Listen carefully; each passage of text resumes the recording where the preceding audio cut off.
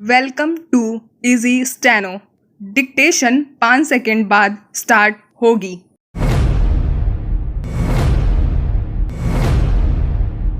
अलग अलग सामाजिक वर्गों के लिए आरक्षण की व्यवस्था लंबे समय से बहस का मुद्दा रही है।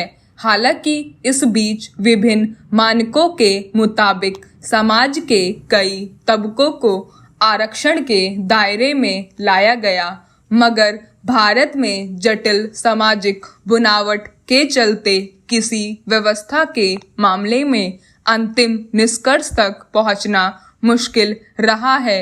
मसलन लंबे समय से यह विवाद का विषय रहा है कि हिंदू पहचान से अलग होकर अगर कोई दलित व्यक्ति किसी अन्य धर्म को अपना लेता है तो उसे आरक्षण की सुविधा मिलनी चाहिए या नहीं। दरअसल इस सवाल का स्रोत वह व्यवस्था है जिसमें अगर कोई हिंदू दलित अपनी धार्मिक पहचान को त्याग कर बौद्ध या सिख धर्म की दीक्षा ले लेता है तो उसे आरक्षण की सुविधा पूर्ववत मिलती रहती है। लेकिन अगर उसने ईसाईयत या इस्लाम का दामन थामा तो इस दायरे से बाहर हो जाएगा। इसे सामाजिक कारणों से मिलने वाले आरक्षण में विभाजित दृष्टि बताते हुए ईसाई और मुस्लिम बने दलितों के लिए भी आरक्षण का प्रावधान करने की मांग की गई थी। इस मसले पर एक याचिका लंबे समय से अदालत में है और सुप्रीम कोर्ट ने अगली सुनवाई से पहले केंद्र सरकार से अपना रुख स्पष्ट करने को कहा था, मगर केंद्र सरकार के ताजा फैसले से लगता है कि वह जल्दबाजी में नहीं है।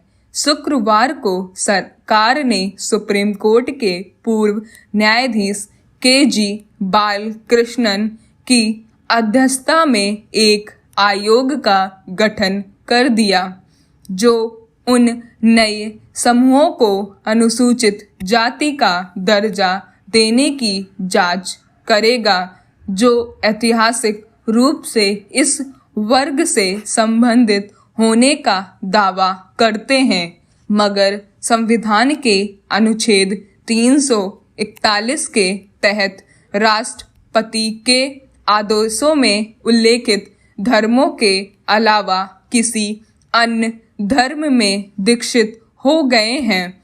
यूं दलित समुदाय के उन लोगों के लिए भी आरक्षण की मांग होती रही है जिन्होंने किसी वजह से ईसाई और इस्लाम धर्म अपना लिया था।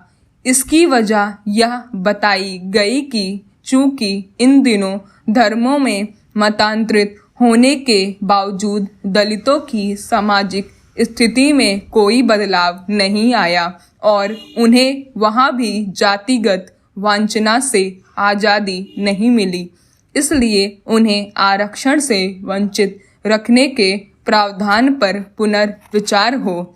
इसके अलावा इस संदर्भ में अगर अनुसूचित जनजातियों के लिए यह नियम स्थिर है तो अनुसूचित जातियों को भी आरक्षण का लाभ मिलना चाहिए।